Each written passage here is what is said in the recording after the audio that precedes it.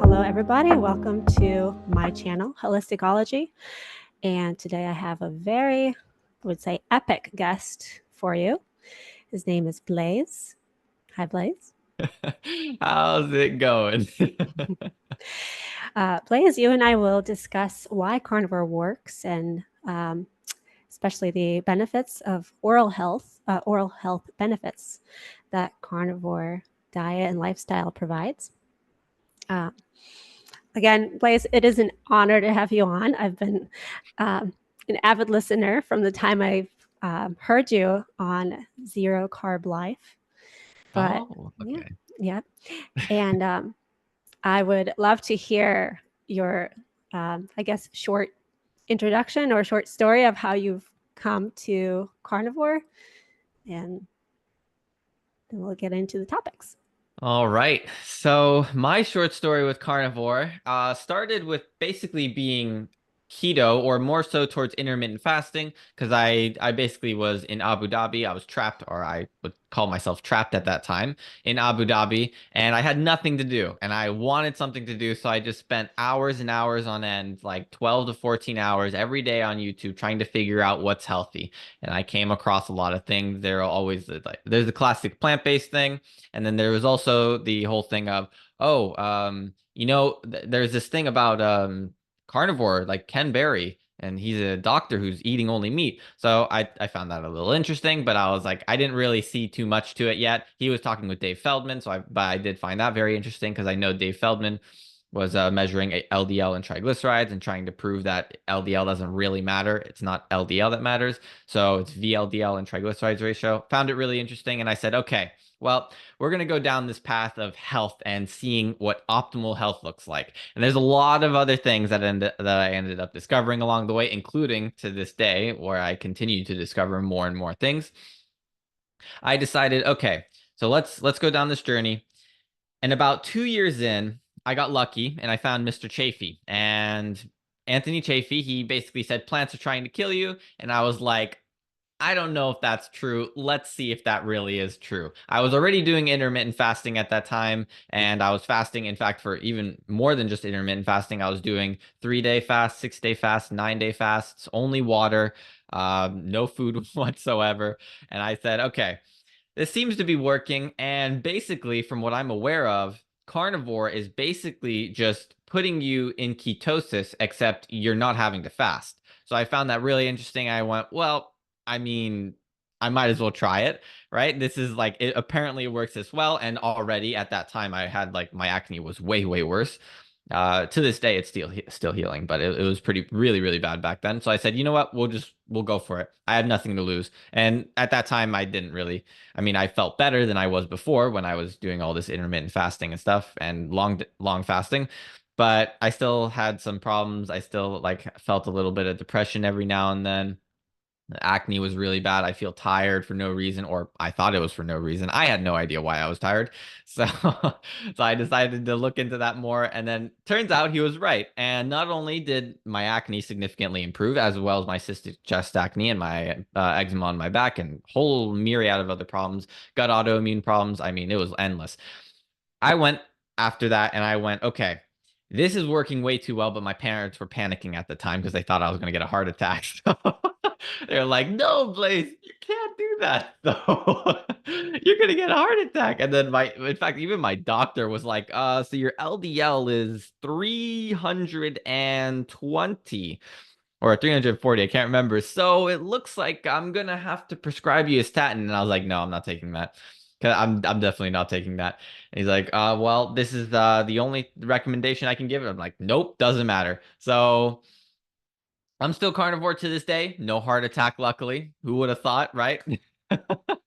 Based on the science, it's pretty clear carnivore will definitely not cause heart attacks. In fact, it'll remove the chances of a heart attack from happening significantly. But so many amazing things have happened during that journey, and I'm really glad that I got lucky enough to actually experience it and run across that information itself. So yeah.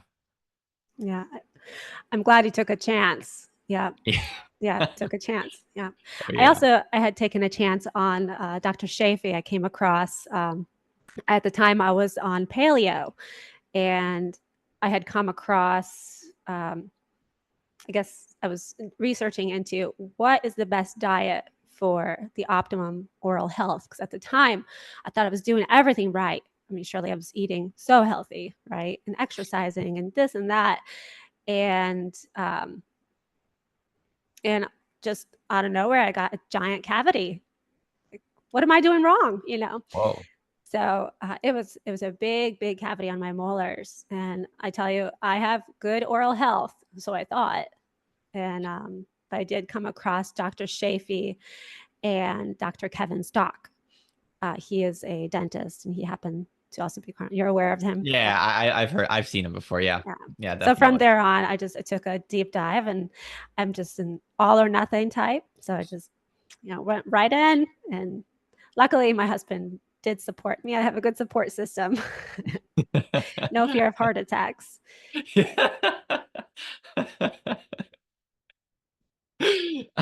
Yeah.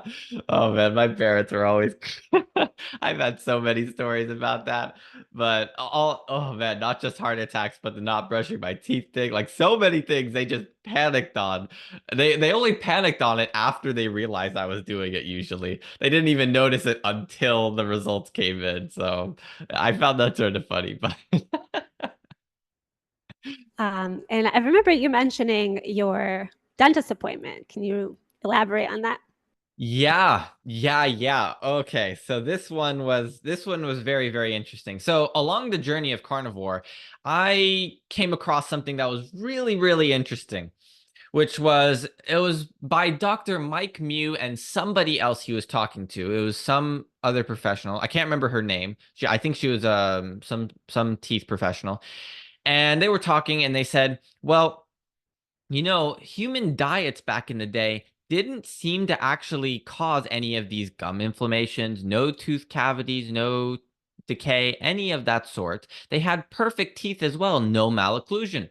So I looked at that and I went, And then I heard Dr. Chafee, and then I did a little bit of my own research on anthropology and stuff. And then I went, kind of lines up exactly with carnivore. So I said, well, you know what? If carnivore works that well, which supposedly this is what humans ate originally based on anthropology and nitrogen isotope studies, I'm going to put myself as a living test subject. So I said, well, turns out I'm just going to stop brushing my teeth the second I go carnivore. So I stopped brushing my teeth altogether, and the results were shocking because I was expecting to go to a dentist and within about a month minimum at least to the dentist saying like I have multiple cavities in my teeth, please help me. And I had none of that. In fact, I only realized about I'd say 10 or 11 months in where my mom finally, when I was walking into my bathroom, not just to wash my hands for that matter, I walked into my bathroom to wash my hands, and my mom said, "Oh, are you going to brush your teeth before you go to bed?" And I was like, "Mom, have you not noticed? I haven't brushed my teeth in like an entire year almost." And she was like, "Blaise, this is ridiculous." So she completely panicked. She freaked out and she was like, "We're going to the dentist." So I went to the dentist and there's a lady there at the very beginning. They ask you to like fill out a form and stuff.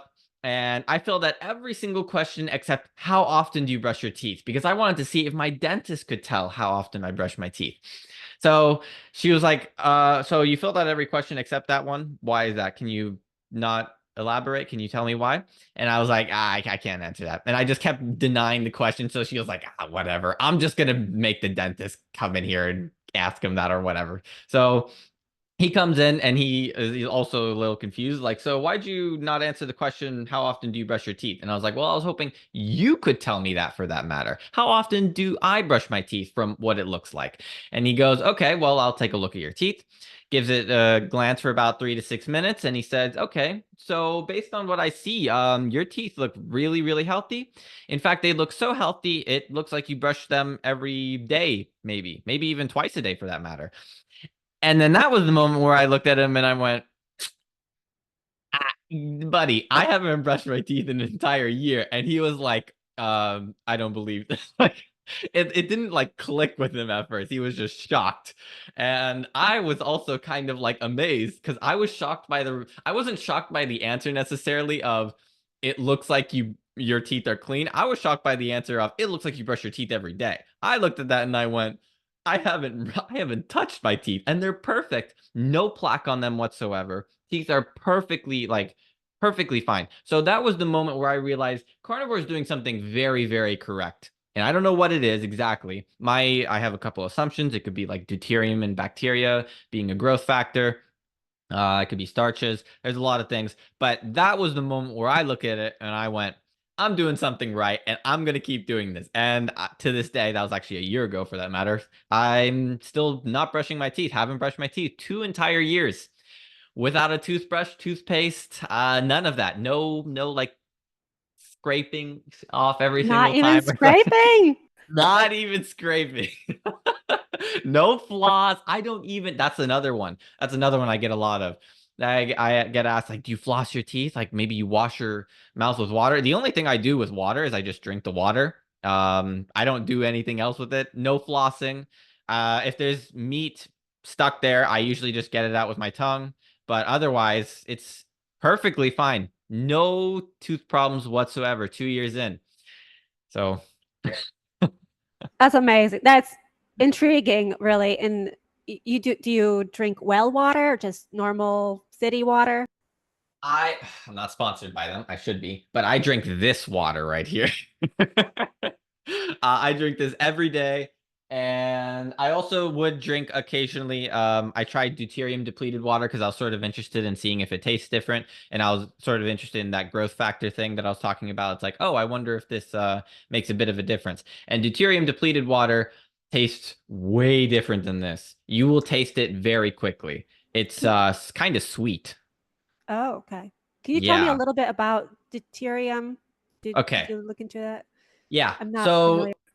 So there's I won't go too much into the details why, but I'll say that so the deuterium is basically just an isotope of hydrogen. So hydrogen is usually just one proton and then one electron, and deuterium is one proton with one neutron and one electron. So it's a little bit heavier than the regular hydrogen, which is why it's called heavy water. For instance, you can get like a heavier version of it, and you can drink heavy water, which I wouldn't recommend, by the way. But but you can drink heavy water and that you could quite literally you can actually poison yourself with it and you can die because of it. We do know that already, so that is possible. And deuterium is basically the reason why it's kind of, or I see it being a potential in terms of helping with basically teeth problems, is assuming how bacteria work. Bacteria rely on growth factors very, very heavily because they're just basically looking to divide. They're not necessarily looking for quote unquote longevity.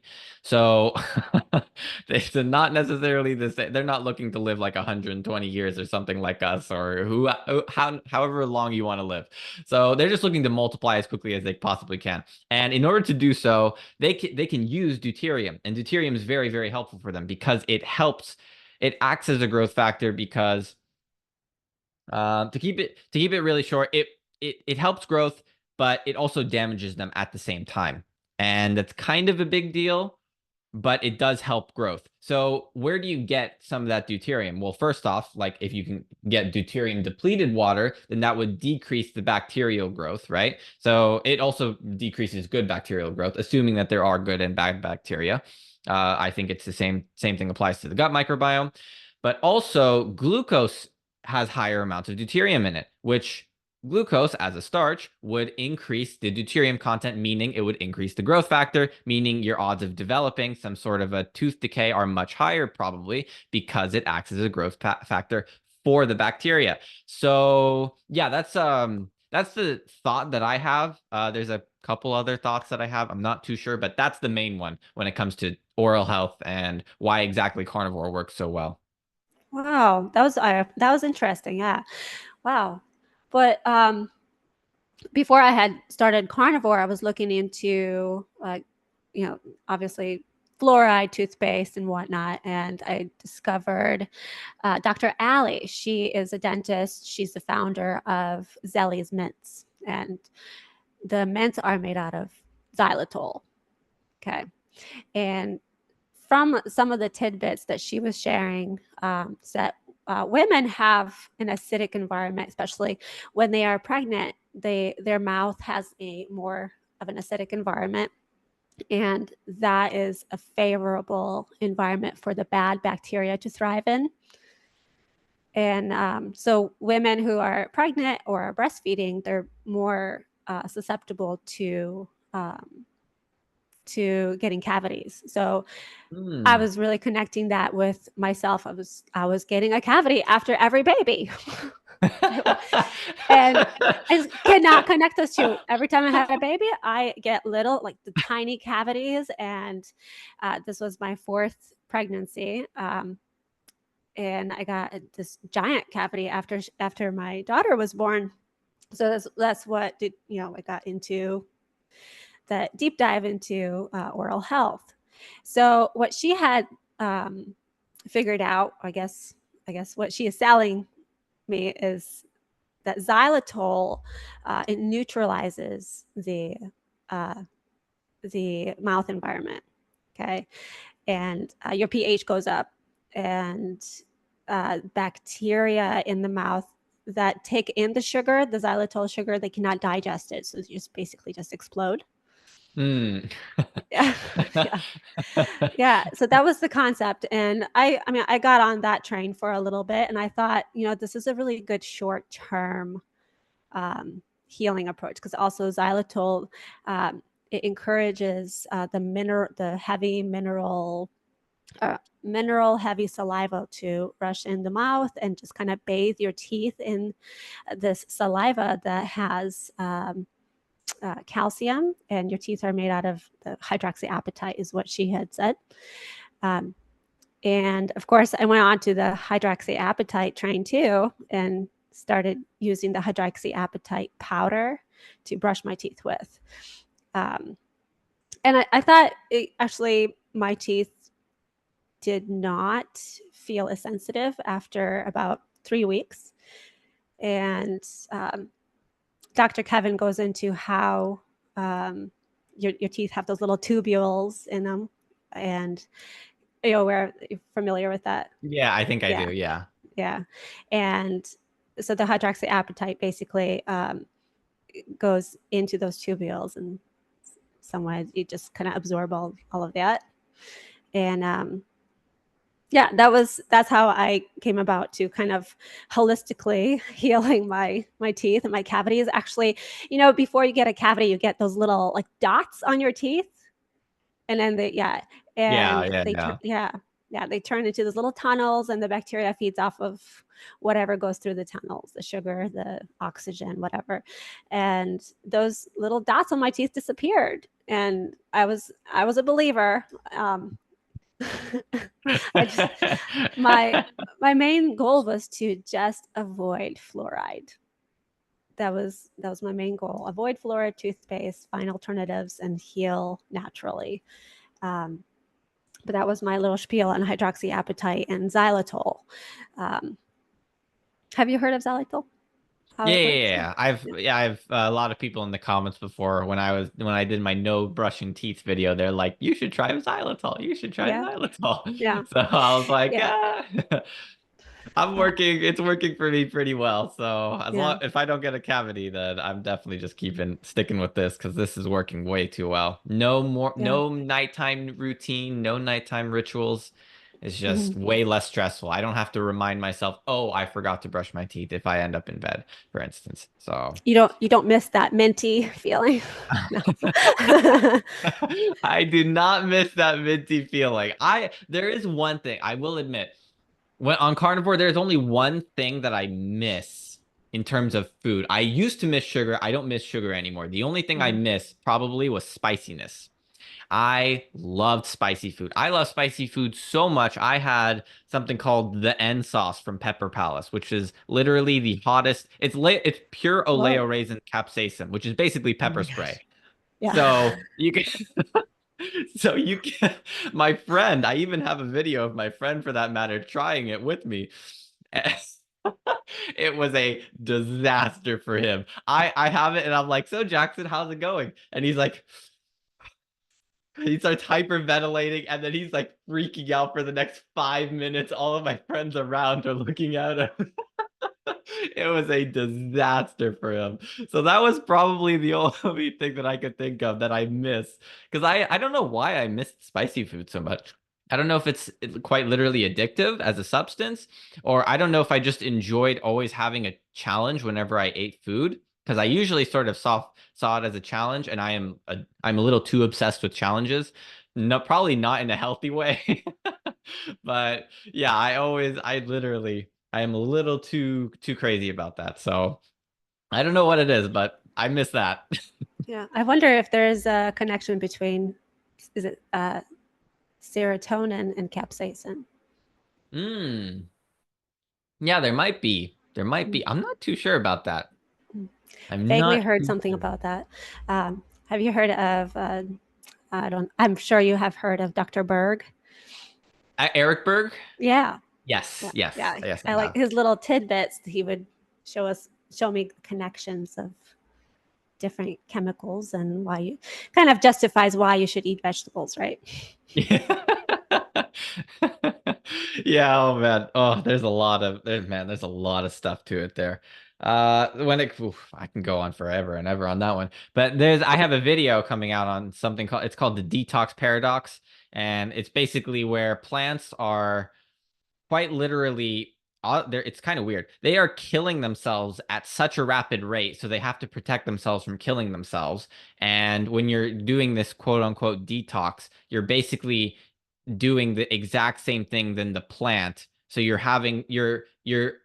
increasing the rate of aging, or you're increasing all of the damage that you're causing yourself. So you have to end up producing so much more of something to protect yourself from killing yourself.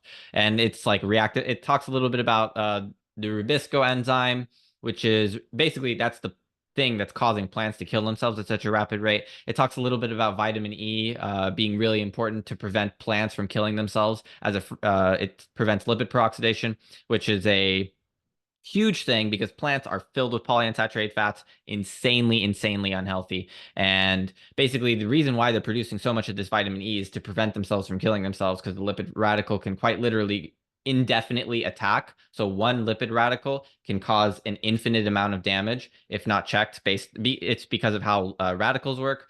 So a radical can go through initiation and propagation, meaning it can constantly attack over and over and over and over again, but it doesn't necessarily have to go through termination, the third step. It can. It's a sort of like a probability kind of thing, which is really weird, because that means that the radical can quite literally inflict infinite amounts of damage. So it's really bad.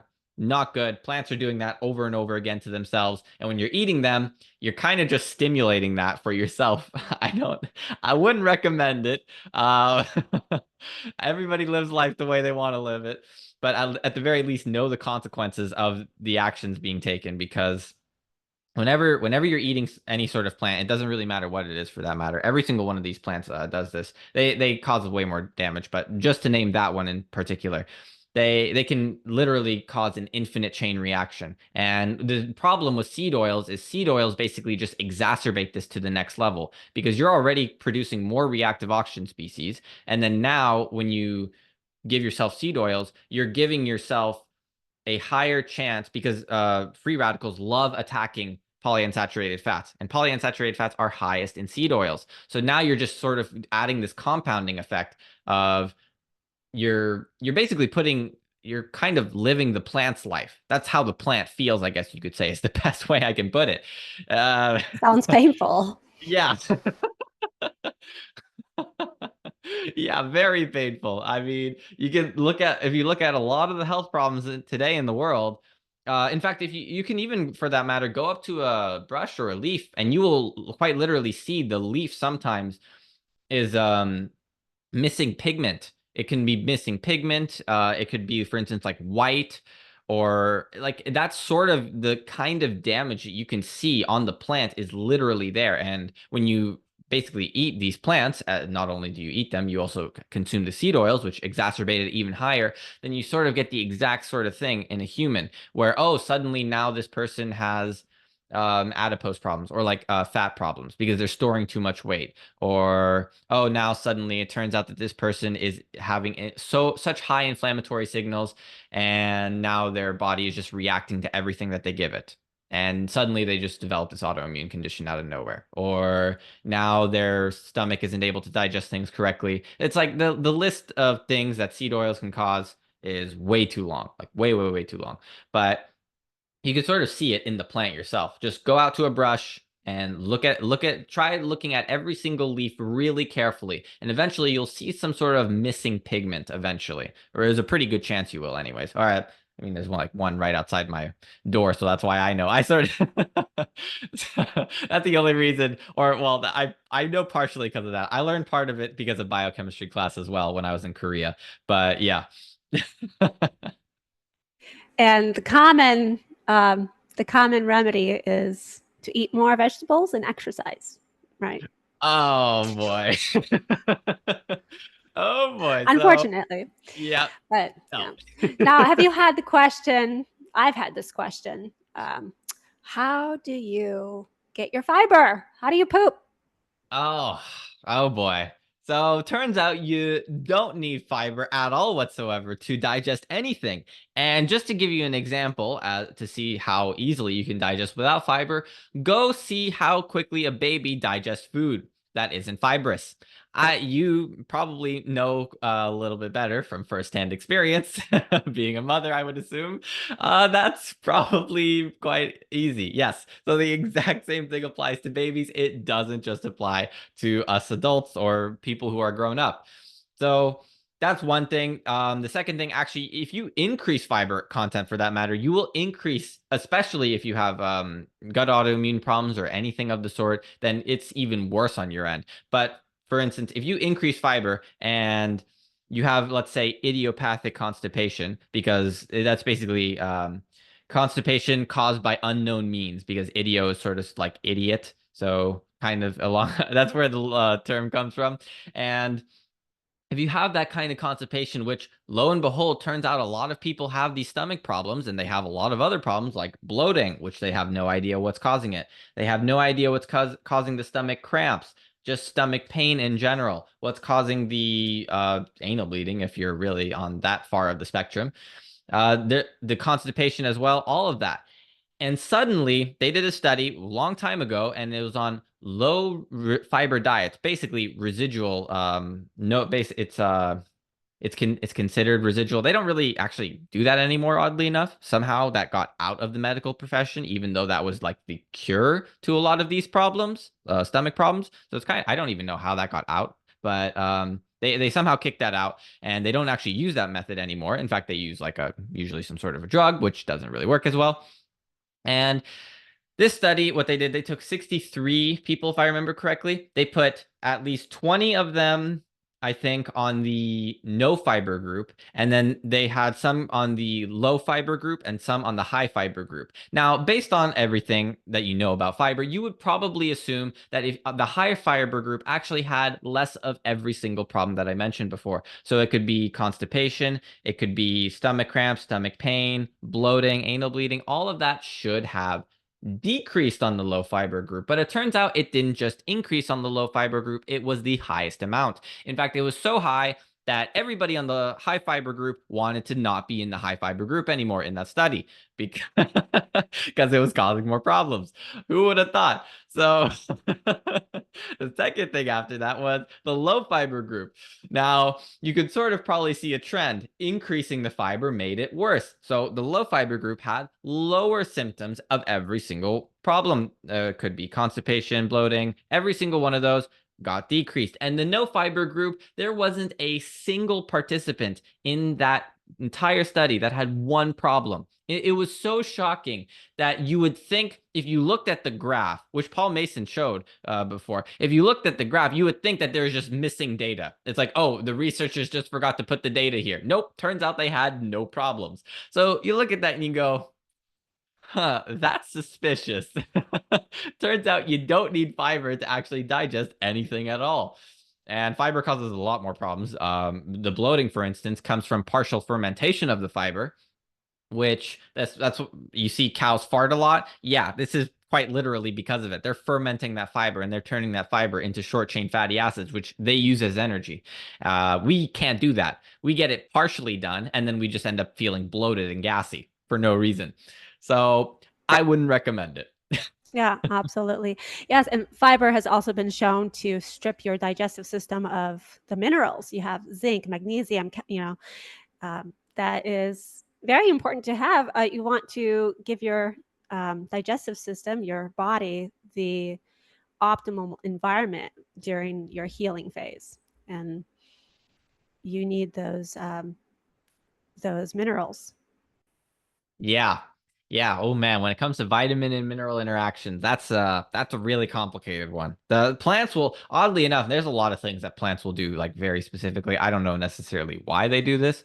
They might have evolved to do this. I have no idea. But what they basically will always seem to do is they will one way or another target your iron. So this is why you see so many vegans go basically anemic, and they go emaciated because of protein content, which is a different thing. But they will become anemic. And the reason is because every single one of these vitamins and minerals in plants is in such proportions that it prevents iron absorption. So it will have such high vitamin E, which prevents iron absorption. Higher vitamin E content, lower iron absorption. And then not only that, they have like some phytotoxins will also quite literally form a complex and bind around this iron, preventing the iron from being absorbed. So now you're getting less iron. And not only that, they have non-heme iron, and non-heme iron's bioavailability is like 5 to 10%.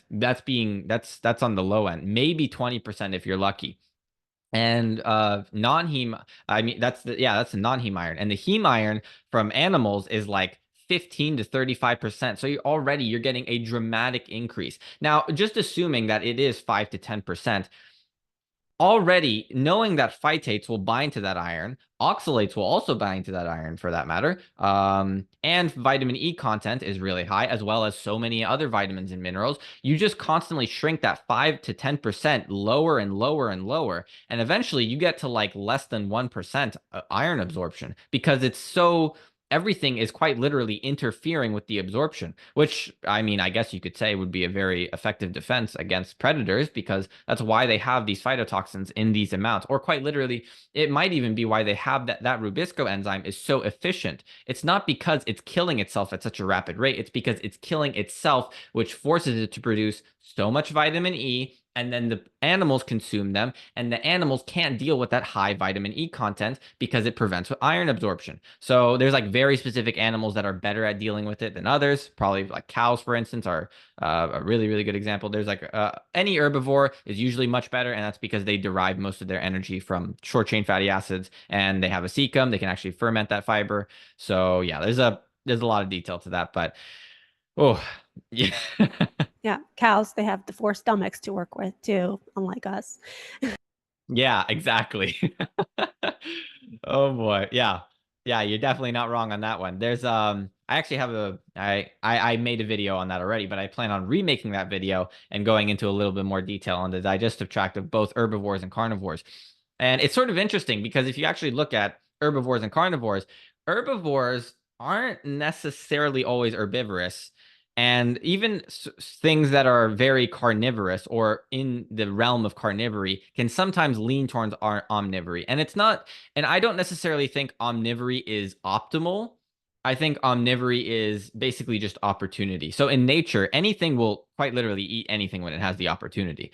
If it has the opportunity, like for instance, if a deer has the opportunity to eat birds or rabbits for that matter, they will eat birds or rabbits. And yeah, I've seen that. That was a shocker for me.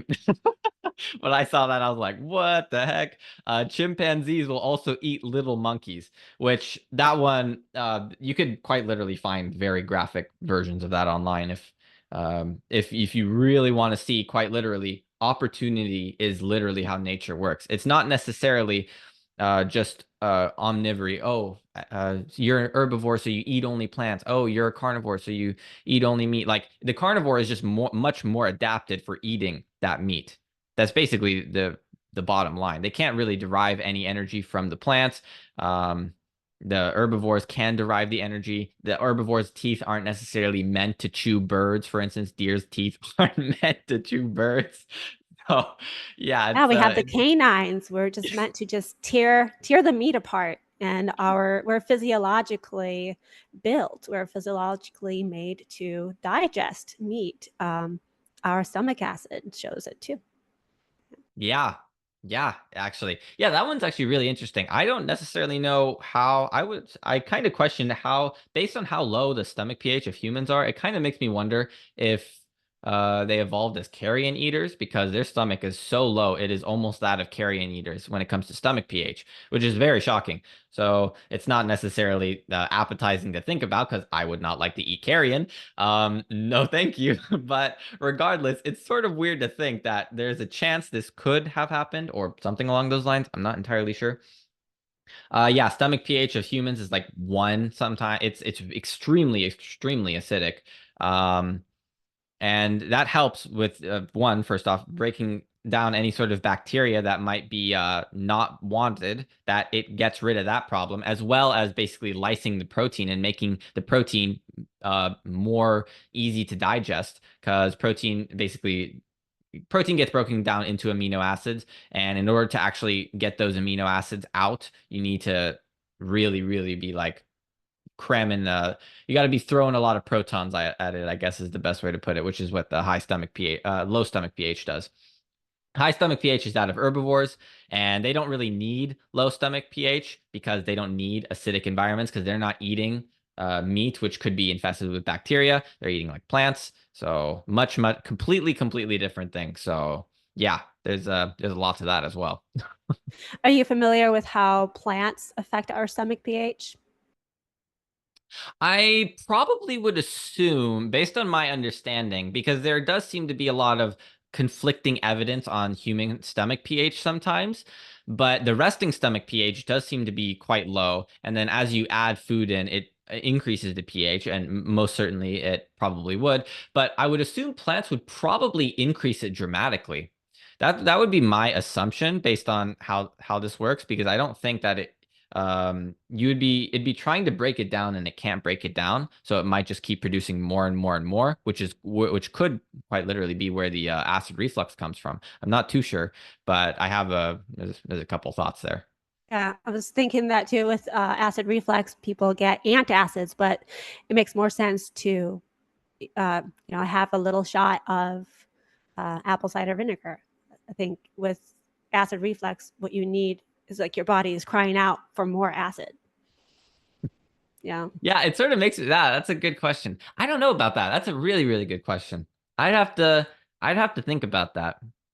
Because I don't necessarily know the main cause or the main culprit behind it, but what I do know for sure is I used to have it. I used to have acid reflux. And that just went away on carnivore. And I was like, well, why exactly does all of this work? Why does all of this work? I'm not entirely sure why all of it works. I have a couple ideas. Um, I do know a lot of it though, especially when it comes to the hormones, because the hormones part is something that I'm very interested in, the hormones part. Not just the insulin to glucagon ratio, but also the cholesterol hormone synthesis cascade. I find that very interesting. Vitamin and mineral interactions. Um, that's a very good question.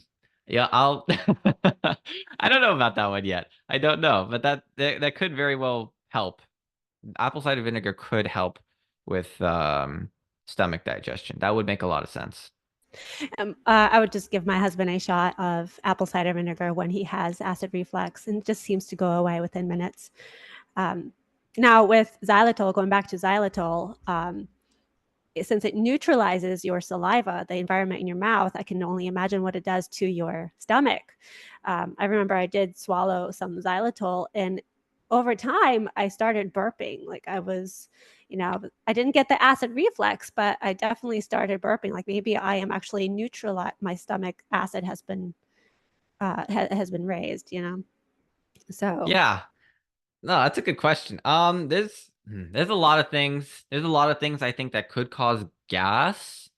I'm not I do know fiber is definitely one of them, no question. One of them, oddly enough, is literally how you eat and drink. That's a really big one. So I've noticed it depends on how you eat and how you drink. And this one's a little bit. Oh, this one links into a lot of other things. First off, this one links indirectly to facial attractiveness as well as sleep apnea and breathing. Very strange thing. Yeah, I'll be I'll be making videos about that in November about bone modeling. That's bone remodeling. It's really weird. There's that. Now, it could basically be what you're doing is when you're eating something, you're actually getting a lot of air pockets while you're eating. Even if you're carnivore, for instance, and you're just like cramming it down and you're constantly having these air pockets, there's a chance that you could actually be getting this gas for that matter just because of the air pockets. And if you eat and drink correctly, you won't have this problem. It's a little difficult to correct though after development stages, which is kind of problematic. You can correct it. It's definitely possible to correct it usually. From what I'm aware of, in worst case scenarios, it takes about 3 to 5 years for people to correct this.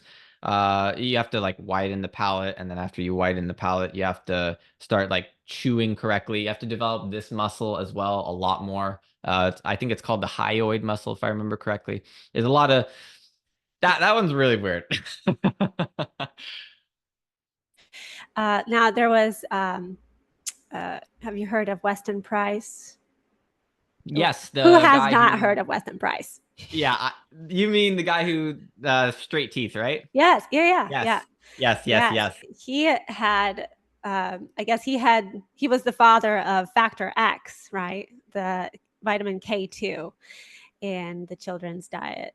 And what I had learned was having a dose of like highly nutritious food during pregnancy also contributes to facial symmetry.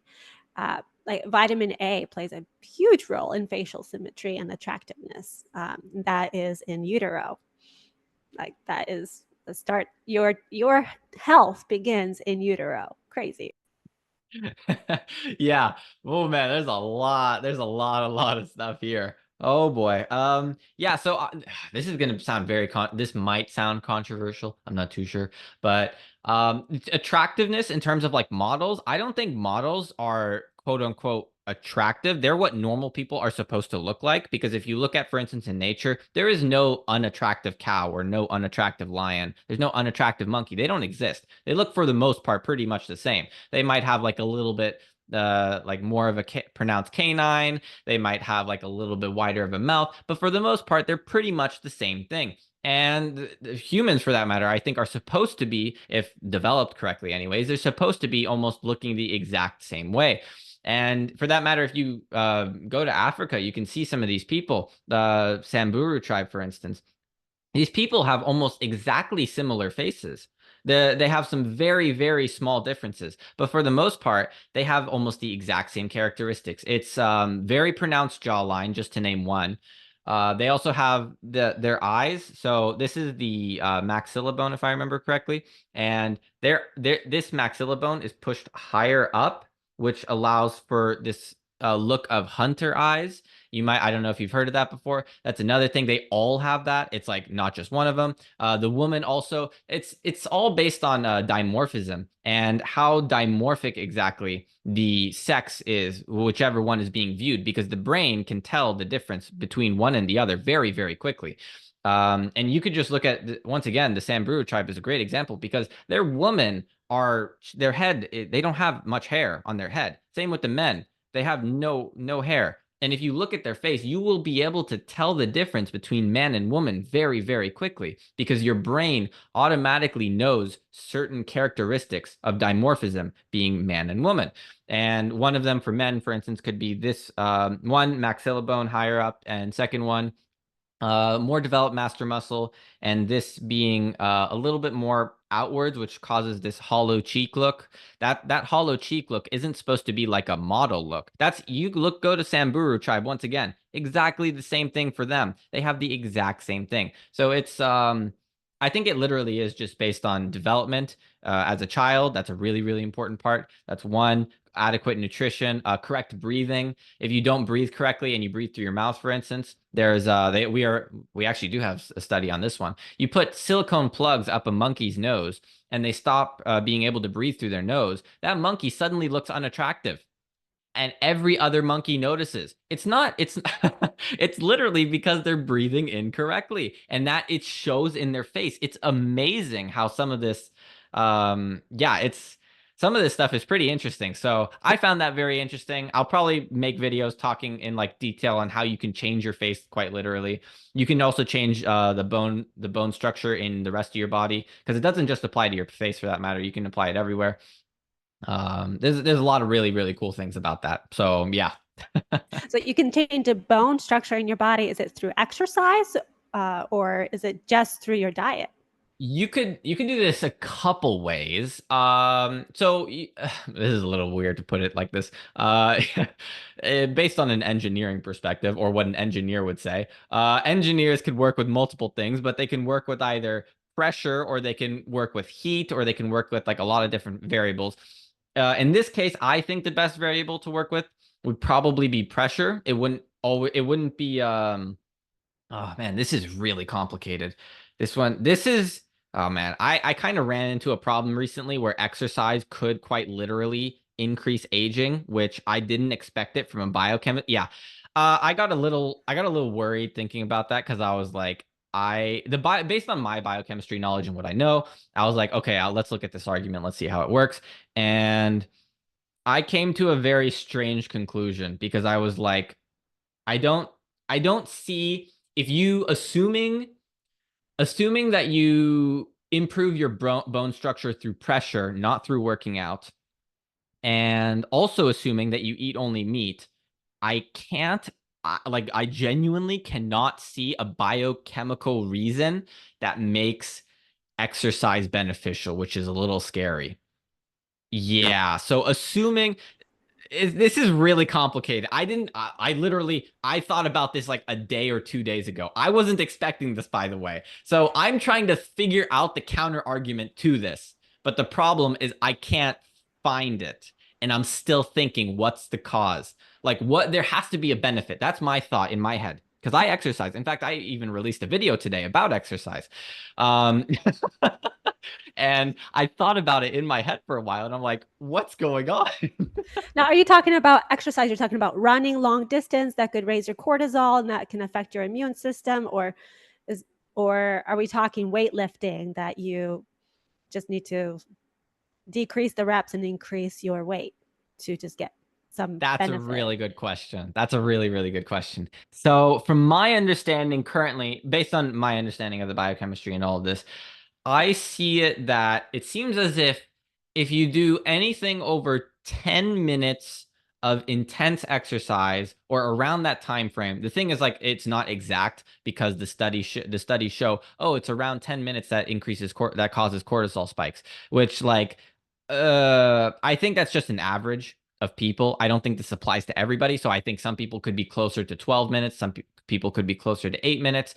But the bottom line, there's like still uncertainty in that number. I don't think that it's necessarily 10 minutes. So this is where, so it's 10 minutes, I think, of intense exercise will increase cortisol, which is going to be one of the problems. But this is going to be a little weird. Technically speaking, I think movement could also be a little like, I don't want to say movement is bad because I think there could be some there has to, or I would hope so anyways. I hope there's some benefit to movement because I think that movement could be helpful, but based on the biochemistry of it, it seems as if movement just increases age, which is weird because I don't know any sort of benefit to it, which I'm kind of confused about. I do know animals play though, um, but that's not really a biochemistry reason. But a really good example for that matter for you to see that this argument, there is some sort of valid claim to this argument, and by looking in quote unquote nature in this context, you could look at any sort of animal after it hunts or any sort of anything like that, and you would notice that the animals, they don't move after that. They might play with each other, they'll play within their little area, the lions will play with each other, or it doesn't really matter what it is, a cheetah, but the cheetah isn't going to go for a light jog or a light exercise just for the fun of it seems. So it does sort of make me wonder if they're always, the reason why they're not moving much is so to conserve as much energy as possible. I'm not entirely too sure, to prevent as much reactive oxygen species from being generated and not forcing so much oxidative phosphorylation to occur. I'm not entirely too sure about that, but Yeah, I'm gonna have to I have to still think about that because based on my understanding currently, I heard the argument before. I've heard it by two people. I've heard it by a man, you might have heard of him before, by the name of Godus, and I've heard the second argument by a woman. The name is Elizabeth Bright. You might have heard about her as well. Yeah. So she says the whole cortisol thing and with the exercise. And in fact, she was invited to do this whole rowing thing on her rowing team. And she declined it because she knows that it's going to spike her cortisol and she doesn't want to do that. And her argument was it was a little interesting because it got me thinking. It really did get me thinking. Is this actually healthy? Because it's always promoted to be healthy. But the thing is, it technically could be healthy if you're eating carbohydrates. But if you're not eating carbohydrates, then it's not healthy. So it's a really weird thing. I'm not entirely too sure. Yeah, it makes me question our ancestors. I mean, they always walk. They track their animals. That was their prized possession. Like they walk long distance after their animals. Yeah, I How? won Yeah. this one. Mm, Okay, there's a lot of interlinking factors that sort of make sense, and they might literally line up with the way we evolved. I have no idea. But just to give you a little bit of an example. So apparently when blood hits the tongue, for instance, or when blood like goes through the mouth, for instance, when I eat blood sausage, because I love blood. I'm basically like a vampire of that, so almost. When I eat blood sausage, the salivary glands will immediately stop producing saliva almost. It's like they completely stop, which is very, very interesting. Because if you look at this from the perspective of mewing and the whole facial and just in general facial structure development, you would notice that this is actually kind of helpful in this case. Having blood quite literally dry the mouth is helpful because it makes the process the tongue being on the roof of the mouth, the entire tongue, by the way, it's not just part of it. It's literally you have to make it the entire tongue, and also you can like based on how much pressure you put in certain areas, you can like change the face a little bit, but it takes a lot of time and you have to do this over and over again. You have to do this every day for that matter. This is actually helpful for that process. And if you look at a lot of the tribes in Africa, for instance, some of them definitely do go along the lines of hunting, but some of them don't actually try to hunt at all. In fact, they're almost sedentary in some sense, where all they do is they have their goats. They have like a ton of goats. I don't know how many exactly. But they have a ton of these goats. And what they'll do is they will move these goats from one place to another in order to drink the water. But that's all they do for the goats. And then afterwards, they bring the goats back in, and then they basically create this like habitat in this sense, this home for these goats to prevent the goats from being eaten by like a lion or some whatever. It doesn't really matter what's trying to eat it. The whole point is other things are trying to eat these goats or their livestock, and they're trying to prevent this. And they don't move that much. They don't spend much time moving, which really got me curious. And it sort of made me think a little bit about the advancement of civilization. Because if you look at what they do as well, man, a lot of this lines up with quite literally making civilization possible. It's weird. Um, so what they do is they will drink the blood from their goats, which is very interesting because that's what will cause the dry mouth. And once again, the dry mouth makes it easier for the entire facial arrangement and facial structure to develop correctly. And not only that, it makes it easier to breathe correctly for that matter, because breathing is literally related to correct facial structure, correct facial posture and stuff. For instance, just to give you an example, if you want to test it right now, all you have to do is say the word sing. And then at the very end, when you say that N from sing, you keep that N in. Notice how the back of your tongue is on the roof of your mouth there. Now increase the pressure of that area to the back of the if you increase the pressure there and try breathing through your nose, you will notice there is actually a difference in how much air you're getting, it depends on if you're, first off, if your facial posture is already correct. If your facial posture is already correct, you won't notice a difference because you do this regularly. But, but if your facial posture isn't correct, you will notice a dramatic difference, like me, for instance, because I noticed a difference and I looked at that and I was like, what's going on? Why do I suddenly feel like I have so much air that I'm breathing? So that's sort of a weird, that was a really, really weird thing for me. And them sticking the goat and them drinking the blood, sustaining themselves off of the blood very, very often is, once again, this would make facial posture very easy because it dries the mouth very, very easily.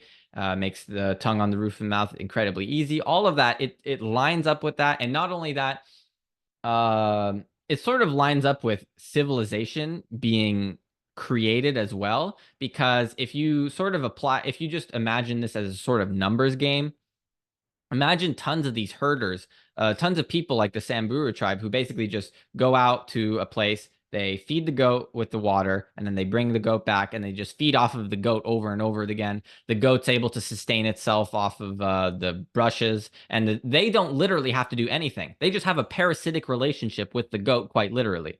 It's a weird way to put it, but they have a parasitic relationship with the goat. So they're just feeding off of the goat and providing the goat like small resources here and there every now and then. And then when the goats, when they need to kill the goat because it's getting too old or something and it's not functioning anymore, then they just kill the goat. They eat the goat and they do all that stuff. But it aligns a lot with civilization in the sense that if you were to take multiple of that tribe and then you were to just multiply that over and over and over and over and over again throughout the entire world, the odds of you having a bigger area where you can feed your goats, and not only that, you have more people to sustain. So you're basically able to reproduce more. You're able to create more humans, and in turn, you're also able to feed them and not have them have problems. That sort of, it kind of lines up with this. But also you'd mix this with agriculture too. So the agriculture revolution, I do know, is a really big part for civilization. I think agriculture is the main factor in terms of determining civilization. But I think the organization part of all of this, in terms of humans becoming more organized, comes from this. It could come from this element, which is basically a parasitic relationship off of livestock and then constantly bringing them back and forward, which also aligns with historical data, oddly enough. There's a lot of like really creepy things that it makes me wonder. Wow. Yeah. And to your point about having your tongue on your rooftop, that it does actually improve my breathing. Very cool. Okay. Another thing you want to look at is for the ACA joints. So think about like your head is forward with poor Mm. posture, but think about it. Think about sliding your head back, not tilting your head back, but rather sliding it on a transverse plane. And that also improves your breathing. Yeah. Yes. Mm-hmm. Yes. Yeah. Yeah. So there's a lot of interesting factors, and it all comes down to Mm-hmm. attractiveness. So Right. I think it plays a role in correct development of the person, which then leads to attractiveness. It's a Right. really interesting thing. So Yeah. Yeah. If you have poor posture, it does lead to muscular discrepancies in your jaw. So if you think about if you put your tongue on the roof of your mouth and open your mouth, and when you close it slowly, push your tongue up, and you will notice your jaw will kind of stagger side to side as you close your mouth. That is a good indication you have some muscular discrepancies. And of course, that is if you are also eating on one side of the jaw than the other, that also contributes. But yeah, so many yeah. muscular discrepancies also lead to the droopy face and yeah, unattractiveness. Interesting. Yeah. Yeah. Yeah, I know. Really interesting for me. I could go on and on about some of the things that I found very, very interesting. It does make me wonder though. It does make me wonder. Yeah, I look forward to that video. Yeah. But I'll do many, many videos about that. yeah. All right. So, all right, let's get back to our why carnivore works. Of course, we have talked so much about it now. Um, to your point, also, eating plants does uh, affect your muscles, your jaw. You're almost kind of your jaw sort of your mandibular jaw kind of slides backwards, and it looks like you have an underbite, right? Mm-hmm. Yeah, Yep. because you're focusing on grinding the plants with your molars, and you're using the back muscles to those back muscles get so strong that your mandible, your zygomatic process doesn't really do a whole lot. The muscles that are attaching on the side. Yeah. Yeah. Yeah, there's a lot of yeah, definitely. Plants, they definitely I do notice, for instance, if you look at like vegan children, for instance, I've seen a couple of vegan children. I've even reviewed, I've made a couple of review videos about this as well. If you look at them, their teeth are not in the right spot. Like you'll Hmm. definitely notice there are some weird things about the child's face that don't look normal. It doesn't look like, for instance, a cute child, I don't think is supposed to be cute. That's what normal is supposed to look like. So if you look at their face, for instance, like the way their face is shaped, this part isn't really well defined, and this sort of ends up going backwards. So you see this part ends up like it kind of yeah, there's sort of like a lizard look. I don't know how to put it. It kind of bulges out, and not only that, their eyes, the maxilla isn't actually being pushed up, so the eyes actually end up going down, and then you get this like bulging eyes. And not only that, the inflammation from the plants will cause like inflammation here, especially if the child is susceptible, which causes even bigger bulging eyes, which you don't want bulging eyes because that bug eyes do not look good. I can tell you, I can tell you that with certainty. They do not look good. Yes, and on the topic of children, eating a plant-heavy diet, your body tries to detox the anti-nutrients through urine, through feces, and through your skin, right? And through your sweat Yeah. glands. So you just notice your skin gets bumpy, especially on the back of your arms, or you have these bumps all along your legs, and like that's just a good indication. Like, let's cut out some gluten, let's cut out some plants. And but like our children, they cannot articulate pain, they can't articulate their why they're so moody, and any psychological problems they may have from plant based diet. And as you kind of rely on symptoms that you see, and those symptoms usually show up on skin in children, in Yeah. rashes, eczema, um, bumps like that. uh, it makes it kind of frustrating that parents are not educated on that, you know. I mean, of course, the whole population is not educated on that. We're just given a cream, like, put this cream on. It's just the rash. It'll go away. Childhood is so crazy. Yeah. Oh man, I hate that too. Yeah, no, it's really sad. I mean, that was the whole point. That's part of anyways, the point of my channel is literally just to educate more people because I think education is going to be very important, especially, well, this is a little bit unrelated, but especially in the age of AI, when specialists, I think, end up becoming less relevant because you could literally just ask the AI the exact same question that you would ask the specialist, and the AI will throw that information at you. So it's a little iffy, a little scary on that end. But in terms of how you could make the most out of it, I think it's being a generalist and by understanding a lot of different concepts and trying to be able to mix as many things in as possible, or your understanding of things as you possibly can. And then you could basically ask AI it from multiple perspectives, and then AI might be able to give you a little bit of a better answer. That's what I think, anyways. Because oddly enough, I do use a lot of AI. Like a lot of the work that I do, what I'll do is I will put multiple understandings that I have of a specific topic in, and then I will ask AI to evaluate each one and which one may be more or less prominent, and it will give like a little bit of a response. And it's sort of interesting. It is really interesting because that's the whole thing. I did the same thing with the argument of exercise, and it couldn't tell me. It couldn't tell me the benefit. So I was like, it can't tell me the benefit. I can't tell myself the benefit. And I can't, I'm having a difficult time figuring out the benefit. This is once again, this is assuming that two conditions are met. First, your bone density is already high and you're naturally applying pressure to your bones, which I'll make a video on that eventually. And then the second one is whether or not you are constantly eating carbs or not eating carbs. So those are the two factors. Assuming that those two factors are corrected, then it doesn't seem like there's a benefit from my biochemistry understanding. Yeah. I don't know. There's a lot. I don't know. You got me so off topic before. I can't I stop know. thinking about it now. It's frustrating. Yeah, I know. I know. That is very interesting. I am really looking forward to seeing why exercise is unnecessary. I guess we can all get our bods without exercise now. Wow. Well, I did make a video. My recent video was how you could get really shredded really easily. I Mm-hmm. guess you could add more or less muscle mass depending on. I know how you can increase the muscle mass. It's more so whether or not the muscle mass is healthy. So Okay.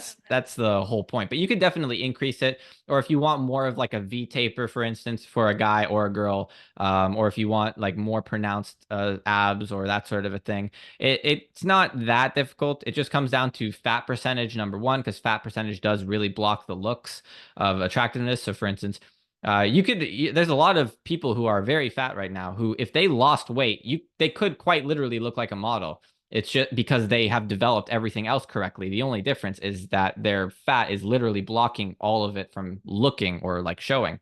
So Yeah, that's one they possibility. probably have a six pack too. Like they Yeah, legitimately could. they would. They It's just would. yeah. That is definitely I could see that. Yeah, and hold on, lost my track. Hold on.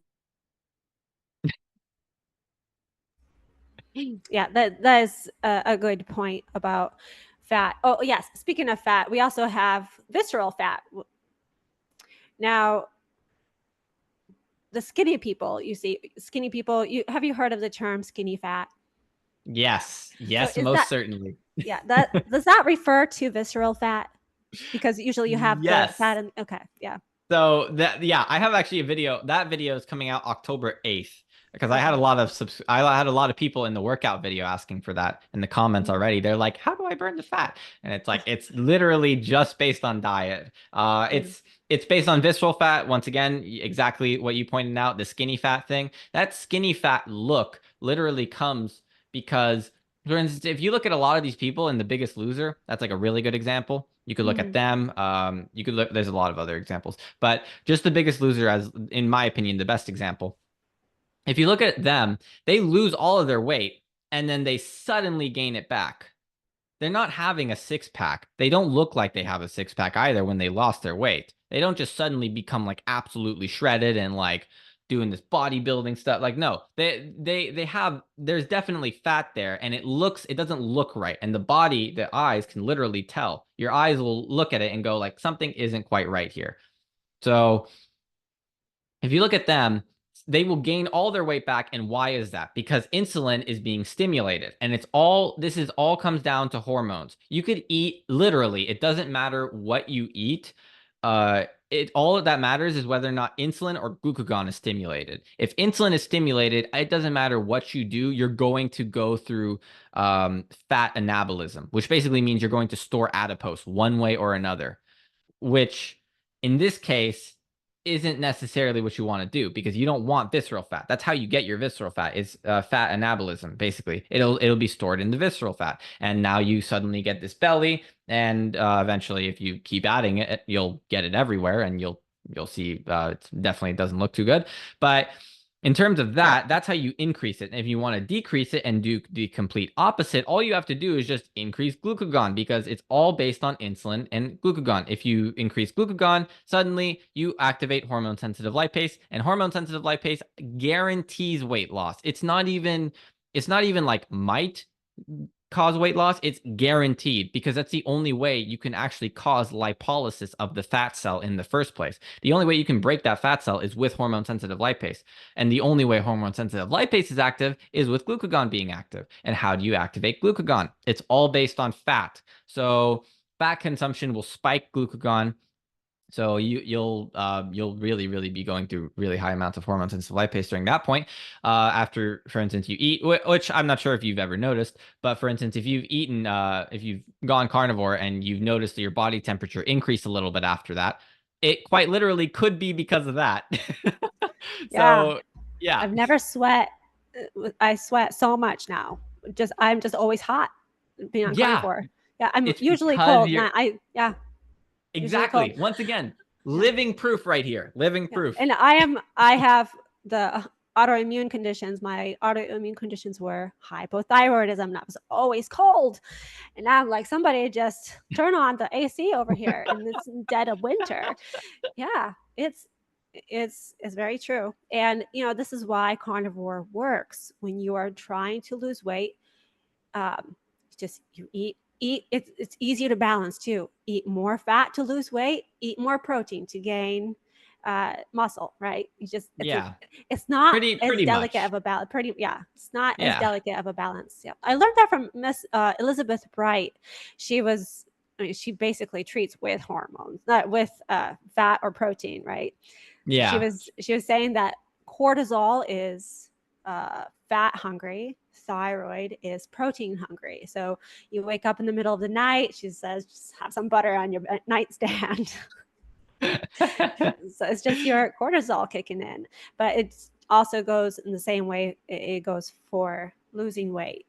It was just a couple weeks ago, all I was craving was fat, and I just ate fat.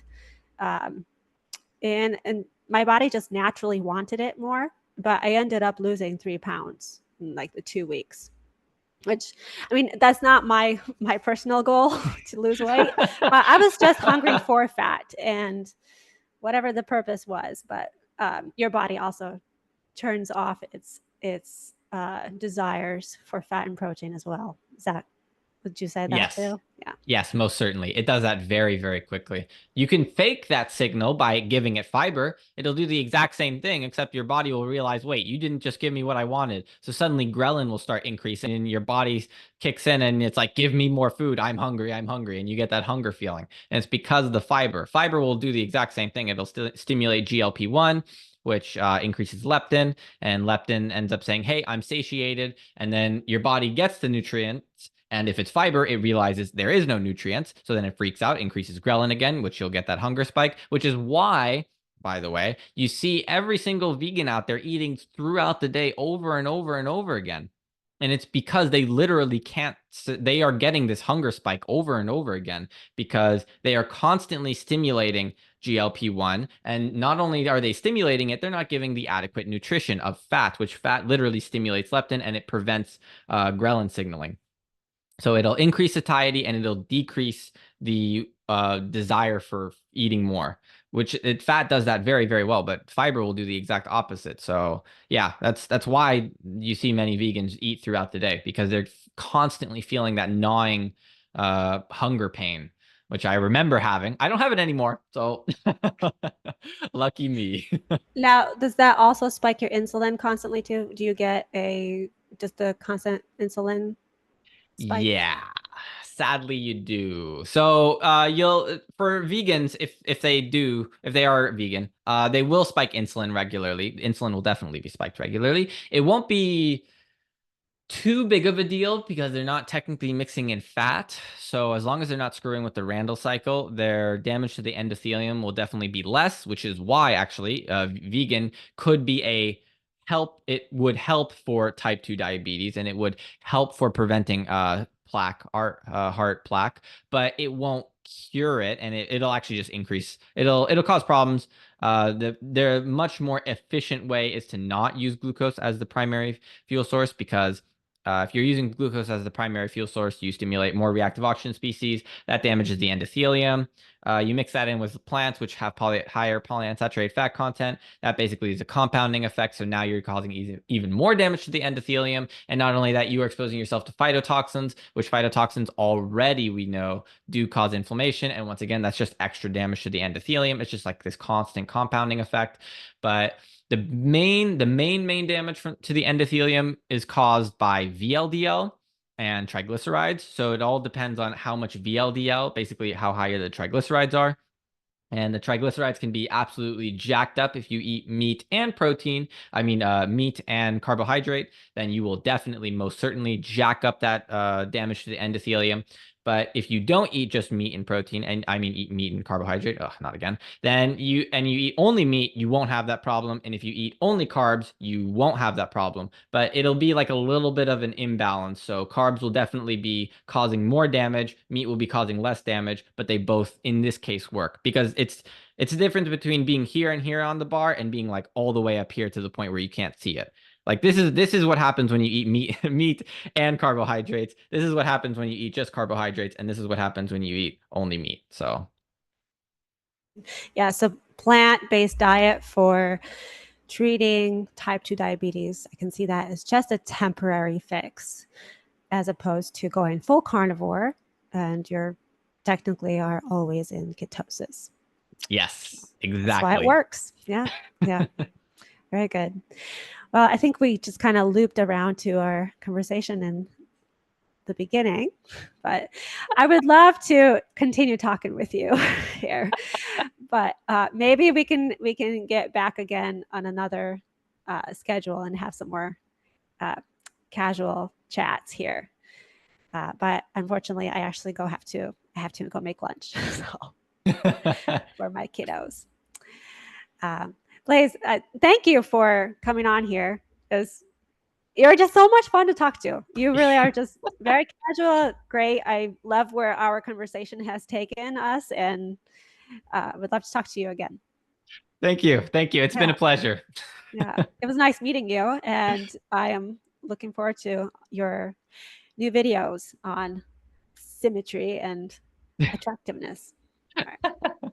Yeah, I'll try my best. I'll try to include as many things to increase the rate of it because that's the main factor that I want to increase. I want to increase the rate of how quickly you can like reshape your face. And it's Yeah. really difficult. It is very, very difficult actually. I'm trying to figure out of like a maybe easier way to do it. I can't find an easier way yet, but Yeah. We'll have to see. All right, Blaise, we're going to have to sign off, unfortunately, but really would love to talk to you again. yeah, for sure.